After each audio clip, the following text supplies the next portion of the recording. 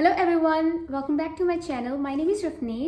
I am super excited to be doing today's video because this is a tag called the Project PANNER tag, and it is created by Ruth, and a lot of people are doing it. I'm super excited to see different opinions from different people and what are their thoughts on the products in general. Without further ado, let's get started. But before we get started, if you are new here, please consider subscribing to my channel because I make a lot of panning videos. I love panning eyeshadows specifically. So now, moving on to the tag itself. I put together all my notes, I guess, 4 days ago, but I had to be away on weekend, so I am a little late filming. But nonetheless, we're here. And the first prompt is easiest to pan. So for me, I think the easiest product for me to pan are, I would say, powders, face powders specifically, because of various reasons. We apply it on all over our face, not all of us. So I usually use them more often during summer. In winter time, even if I'm not setting my face necessarily, I would still use them to blend my eyeshadow or like just clean it up a bit. And some other places, let's say if I over apply a blush or a highlighter, I would like go on top with a powder to tone it down a little. So I think for that particular reason, I can say that powders are the easiest for me to pan. And the next category is hardest to pan. I know a lot of people would vote for blushes, and I personally think that blushes take so much longer to pan. I am panning a Franken blush that I made using eyeshadows, and oh my god, it is going super slow because it's super pigmented. But also for blushes, there are like some formulas that are not too intense, such as the Milani blush in Luminoso that I own on my skin tone. Like, I really have to go back and forth to actually show it up on my cheeks, which is really good because you can always put more and it's so hard to mess up that way. But the hardest category for me to pan are lipsticks, because I don't really use lipsticks a lot. Like, I only put up lipsticks when I'm filming. This is something I'm working towards, like to use more lipsticks. So yeah, I really find lipsticks really hard to pan because I don't use a lot of lipsticks. I think the main reason for me is because I go super intense with my eyeshadow. I love playing with color. So I just don't want to put up anything on my lips that just kind of like counteracts with what has to be the statement, which is my eyeshadow. So yeah, nonetheless, lipsticks are harder for me to pan. At least I find them harder because I've seen some people who go through lipsticks like I go through powders. The next category, which is also the third category, is a product that you flew through. For me, there are a lot of products that actually go by quickly. For me, I was really surprised how fast I flew through my Pan That Palette 2021. It was from Wet n Wild and it was called Not a Basic Peach. I had a lot of progress to begin with, but I was super surprised to see like how quickly it went. I literally flew through all of the eyeshadows. I think the only eyeshadows that took me a little bit longer were the ones in the bigger pans. But yeah, that is the product I flew through, and I was really surprised I was able to finish it up that quickly. And the fourth category is a product you lost well, it took so long. So I have this Franken blush that I've been working on for so many months, and yeah, I don't know if I will ever be able to finish this thing. I took some part of it and I Frankened it again. This is a little bit less intense. It looks super intense in the pan, but it's not as intense as its counterpart. But yeah, I think I need to re-Franken it or something to get it done, because I really want this out of my collection. The fifth category is a product you won't let beat you. For me, it is my Wet n Wild eyeliner in white. I mean, when I first put it in the project, it was in my labor of love project pan last year. I was hoping that I can finish like half of this, but I could rarely see any movement, and I hit a goal of 50 uses, and even in like 50 uses I could only use like this much of this product. But I am super dedicated to not let it beat me. I have included this again in my project graveyard, and I want to use half of it this time. We'll see how this one goes.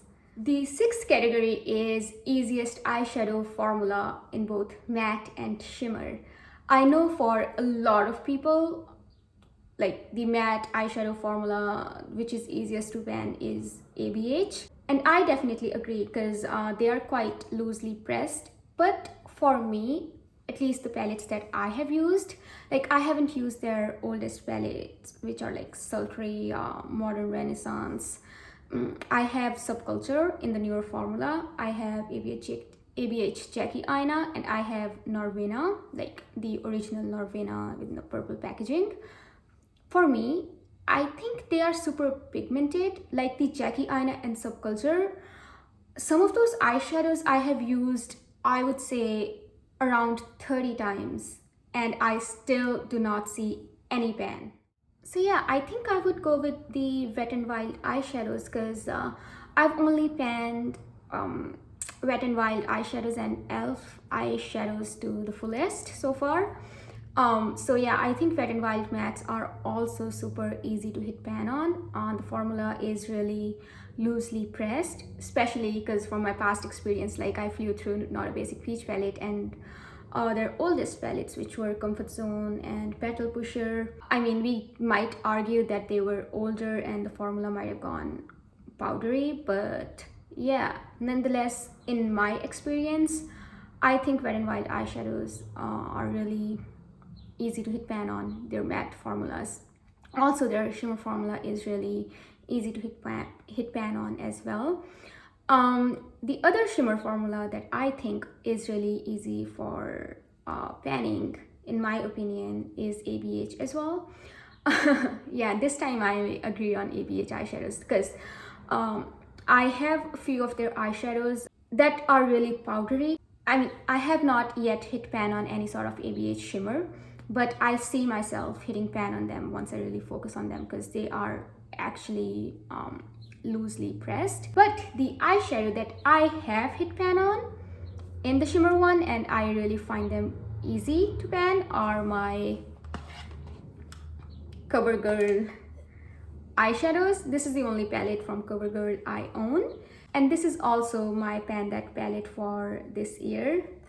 I will be posting the update soon, not the update, the intro soon, because I am joining the Pan That palette challenge really late. So these shimmers are really loosely pressed as well, and I think they are super easy to get through. And seventh category is hardest eyeshadow formulas to pan.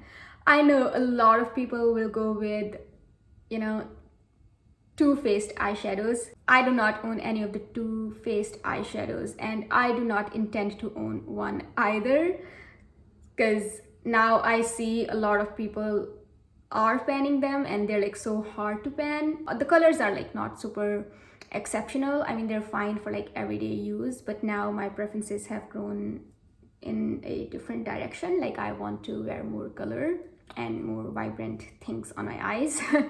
So for me, the hardest matte eyeshadow formula to pan, I'd say I would go with Urban Decay. I only own one palette from Urban Decay, which is Urban Decay Stoned Vibes. I have used that palette quite a lot, but I haven't seen any of the dips in the matte eyeshadows. I mean, it only has like 4 mattes, but still.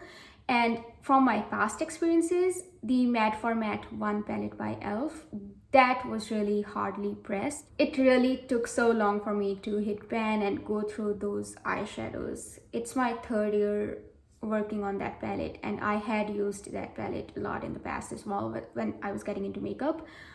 And yeah, still, like, you know, I have one shade left in that palette.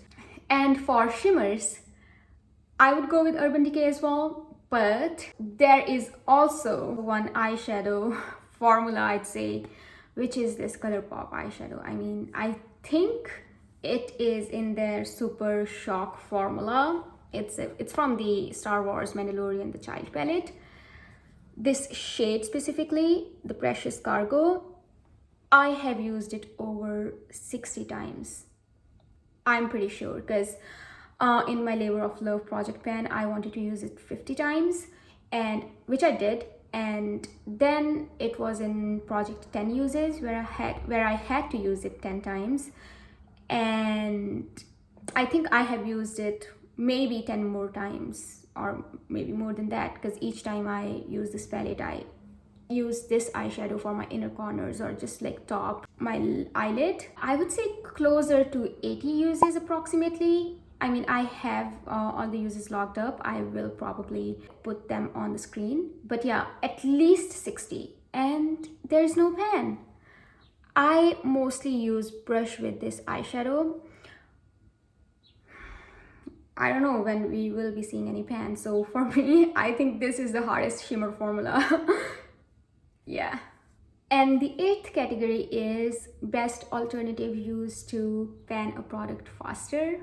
You have heard it. Like everyone else, I strongly believe that multitasking a product is the best way to finish a product faster.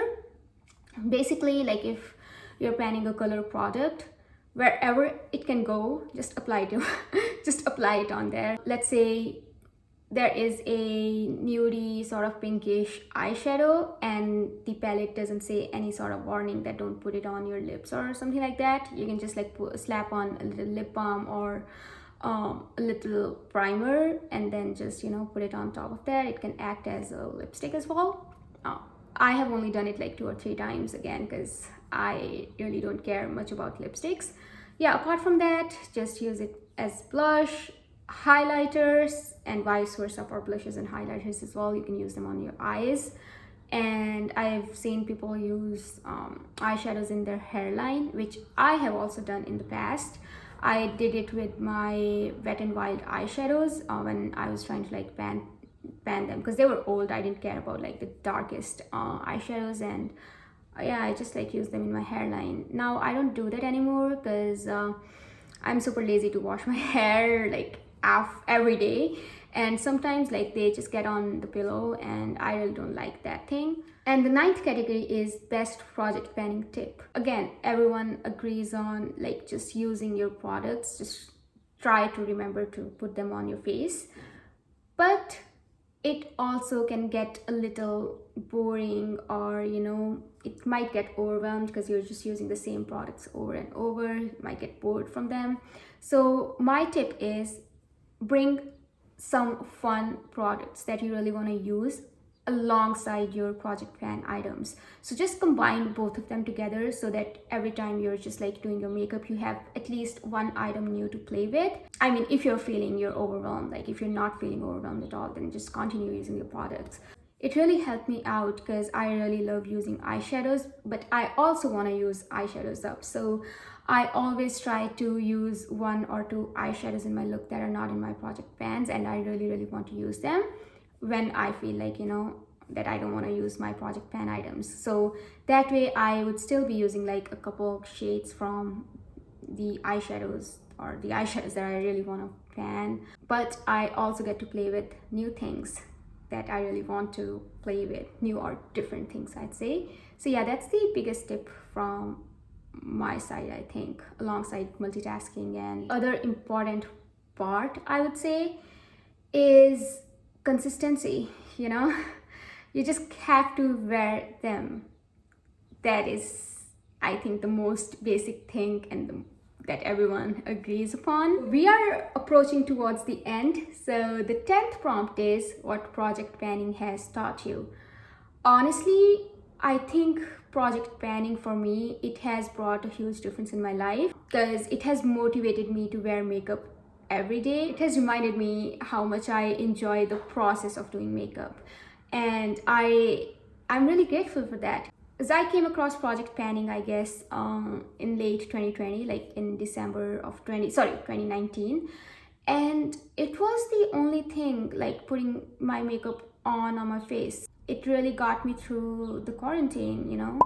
And also, apart from that psychological, emotional benefits that it has brought to me, because prior to that, like, I would not wear my makeup every day. Sometimes I would go months without wearing makeup, and I forgot that how much I enjoy the process of applying the makeup. I feel confident either way, like whether or not I have makeup on or not, but it's just like the process that I enjoy a lot. And the other thing is how long it takes to finish the products. Now I also I have better understood my makeup preferences. For example, I loved putting eyeshadow on and I love doing my eye makeup, but I don't necessarily care about my base makeup or my face makeup or lipsticks. So going further, I know that I do not need to buy a lot of makeup items that are dedicated for, you know, those purposes, such as cream blushes or foundations, concealers, primers. I rarely put a primer on. I don't even remember when was the last time I put a primer on, because yeah, I just don't really care about base makeup that much. Like, I don't have the perfect skin, don't get me wrong. I have a lot of acne pigmentation and I get a lot of acne, but I'm still just comfortable. It's just like, you know, I don't really care about perfecting my base. I know some people do love that process. It just it has made me realize on what I like in makeup and what I don't like, and also being mindful purchasing those items that I know I'm not going to use as much as I'm going to use the other items. But also now I know that I wear eyeshadows every day. I have actually bought a lot of eyeshadow palettes, like a lot. I mean, they might not be a lot for some other people, but for me, because I had I think 6 or 7 palettes to begin with, and they were mostly drugstore. I finished, I think, 4 of them. No, not 4, 3 of them, and I'm on a verge of finishing the 4th one. And that got into my head that, you know, I can finish the eyeshadows. So I bought a lot of palettes. Now I have closer to 20 palettes. I bought 2 BH Cosmetics palette just recently after I did my eyeshadow palette collection video. So yeah, that's what it has taught me, or those are the realizations from project panning. And the last thing I would want to say is regarding what it has taught me, or I would say what it has motivated me to do. It has motivated me to push my limits, because I really did not wear like a lot of color previously. I was just like doing the makeup looks I was comfortable with, like, you know, just putting some neutral colors in my crease and a little bit color on the lid. But now while panning the palettes, because I knew I had to use these colors, so I would mix and match, I would experiment, and that has really pushed me out of my comfort zone, and I am so really grateful for that, because I really love playing with color now. I mean, I loved it before, but I really did not how to. So it has pushed me to experiment and be creative with whatever I have, because it really helps you when you try to figure out how to use one eyeshadow in like multiple ways. So yeah, those are all the 10 prompts that we had from Ruth. And then there's like an additional prompt from Deb, which is, what product are you proudest panning? Of course, those are going to be the eyeshadow palettes that I've panned, because we all know how hard it is to go through the eyeshadows. I have not yet panned a blush, so I can't really say that I'm proudest of panning that. And I think I'll be very proud when I will finish this eyeshadow palette from e.l.f. Like, this is the current oldest palette in my collection, and this is the one I was talking about, that I've been working on this for like 3 years, and project panning, and I have had some uses on this one prior to that as well. So yeah, I only have one eyeshadow left in here and I'm super excited to be calling it done. This would be the one I would be proudest of panning as well. Yeah, previously I have finished 3 palettes. 1, 2, 3. No, oh no, yeah, previously I have finished 4 palettes. I'm sorry. So yeah, I'm really proud of that as well. So yeah, those were all of my thoughts related to project panning. Please feel free to join this palette tag. Honestly, I haven't let anyone know that I'm joining this as well, so I am not sure if there's a playlist or not. But if you really want to do it, do it. That was everything for today's video. I hope you guys enjoyed it and you might have learned some of my tricks or what I do while panning, and I am really excited to know how you guys like to use the palettes and what are your advices. Yeah, please comment down below and let me know if something resonates with you as well, or what are your tips and tricks. I hope you have a wonderful day or night depending on when you're watching my video. I'll see you in my next video. Until, take care, bye.